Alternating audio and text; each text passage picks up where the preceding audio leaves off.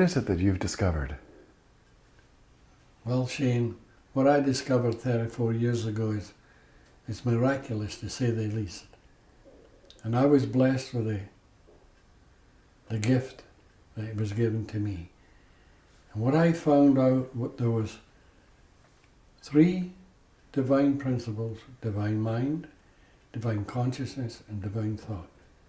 And they are the 3 principles that hold the secret to all human experience. And I realized when I first found them, if psychology and psychiatry could understand this, it would change psychology and put it into another dimension altogether to cover everything in this world, the entire psychological experience, because this is what life is. From the cradle to the grave, it's a psychological experience. Mm-hmm. It's all brought about by using mind, consciousness, and thought. And without these principles, there wouldn't even be life. And they're the Trinity. There can't be any more because they're the Trinity. They're the total essence of all life here on earth. Could you once again talk about the 3 principles and what they are and what they mean? Well, let's put it this way. I'll digest the story, and we'll go back 34 years ago, and I'll tell you the story, how it happened. And maybe this will help you. I remember I was sitting in the living room reading the newspaper, and I stood up to tell my late wife something.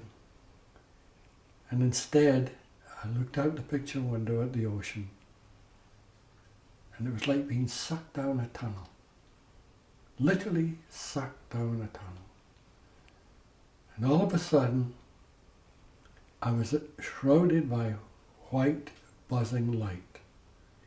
And I went beyond time, space, and matter, beyond this world, and realized that all life was a great illusion created from this formless energy.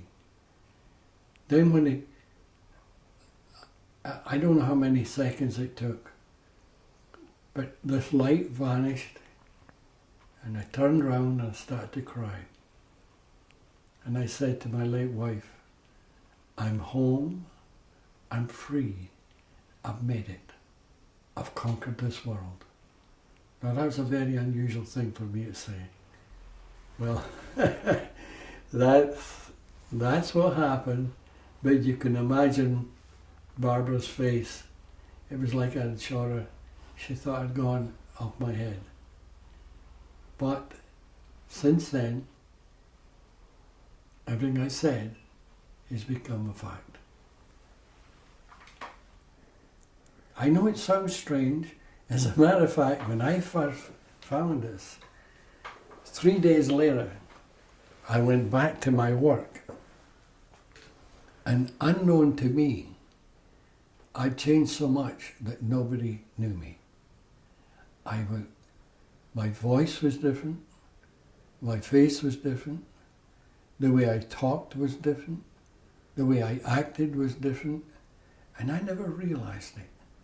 But one thing I did realize, and it was interesting, is when I went back into the work, there was maybe 400 people, I saw every single one of them working from these principles. And if they were using those principles negatively, then they were unhappy people, or sad people, or disturbed people. And the ones that were using them in a positive way, they were the happy ones.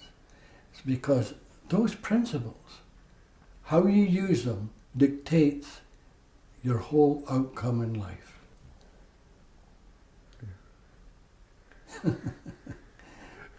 You wouldn't be alive if you weren't using them. You're using them all the time. You just have to understand that you are. You are using them all the time. But you're using them wrongly sometimes. Sometimes you're using them correctly.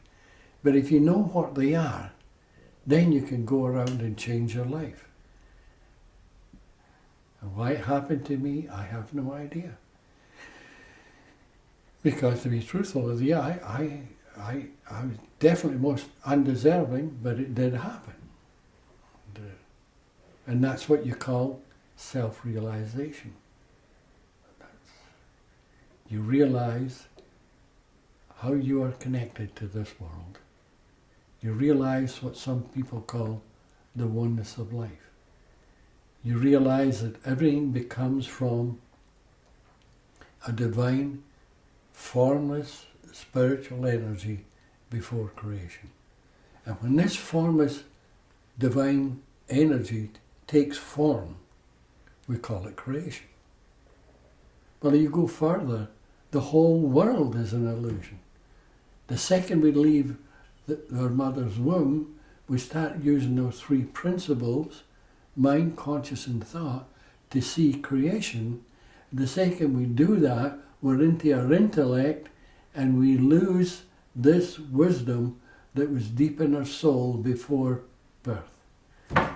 And the idea is to go back and claim this wisdom. That's why the great mystics have always told you, look within for the answer. It's not out there. Out there is the illusion. This is what we blame for our problems. Then we create more problems. But if you look inside, you find the wisdom. Once you find the wisdom, you become wiser.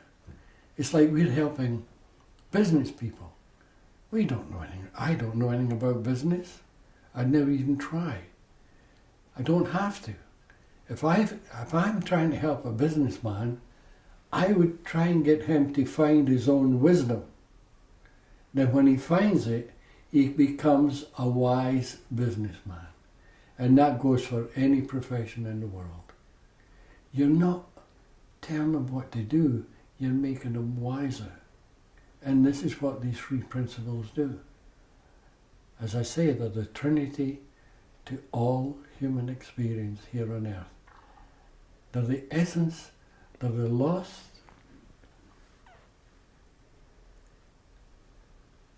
secret that the psychologists and psychiatrists have been looking for since day one. And I realize they've been taught certain things. And I know it's difficult to believe.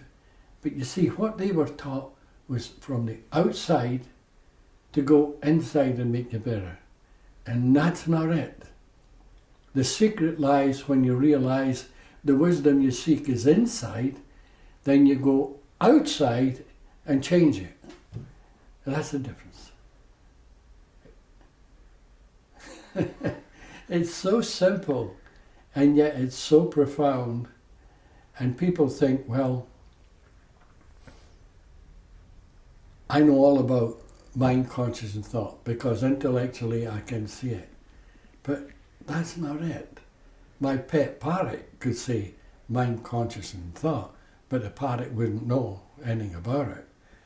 And they'll say, well, come to an end once you realize that. That's not true.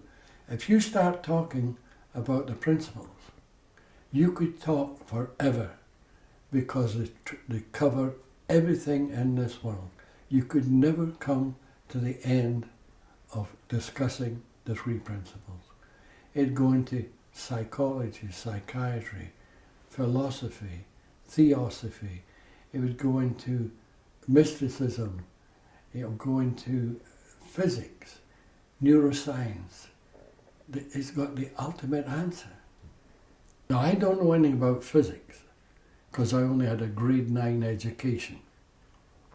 But after this experience, I knew I'd found the ultimate answer that the physicists were looking for. And consequently, I've been invited down to the States quite a few times to talk to some of the best physicists, and they always want me to explain why it is I say time, space and matter are all an illusion. And what the puzzle was, they were talking about the already formed energy in this world, and what I'm talking about is the divine formless energy before it is created into this world. But after I was finished, two of them came up to me and said, you know, Sid, we don't have a clue what you're talking about, but we know you know. And I thought that was a beautiful thing to say. And someday, I'd love to go back again. It is. It's a divine illusion, suspended within the boundaries of time, space, and matter. And time, space, and matter are all illusionary. I know it was a miracle that happened to me. There's no other way I could express it. Because how can a grade 9 educated welder who has hardly read anything in his life know immediately that he was qualified to go into any university in the world and talk about all these different subjects? I mean, there's something there. And that's what they'll have to look at.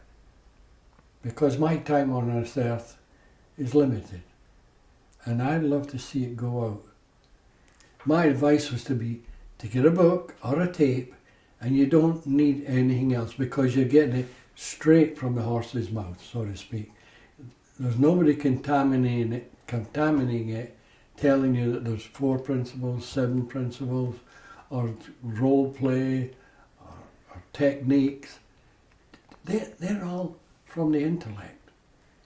Now, I remember many years ago, this monk, with all his robes and everything, came to see me on the island. And he listened, and he wasn't getting anywhere. And he was a very unhappy man, and he told me that his life wasn't worth living. And he said to me, but there's something puzzles me. Why did you decide to put it out into psychology rather than spiritual? And I said, well, I did put it spiritual. He says, no, you didn't. You're putting it through psychology and psychiatry. I said, that's only part of it. Didn't I tell you that all life is a psychological experience? He says, yes. He says, but that doesn't answer my question. Why did you say mind, conscious, and thought? And I said, well, tell me something. What is the only thing in this world that could be divine mind? And he thought for a while, then he said, God. And I said, well, what is the only thing in this world that can be divine consciousness? He said again, God. And I said, well, what is the only thing in this world that can be divine thought? He says, God. I said, well, how much more spiritual can you get? But he never got it. And to this day, he's still searching all over the world for the truth.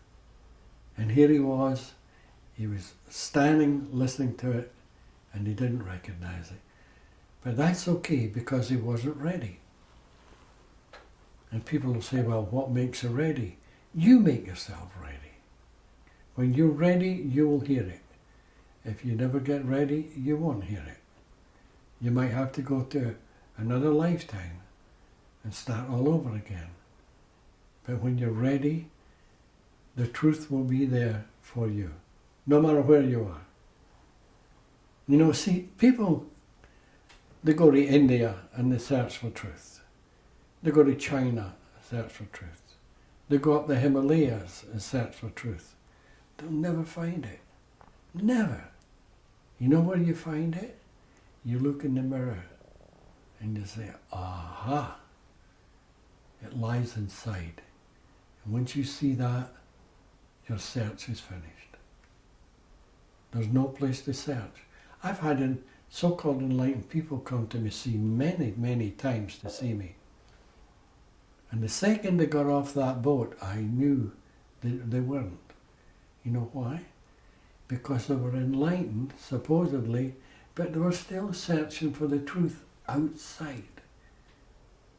They only thought they were. There's that thought again, eh? Whatever you think the world is, that's what the world is to you. Whatever you think you believe, That's your belief system. It's all thought.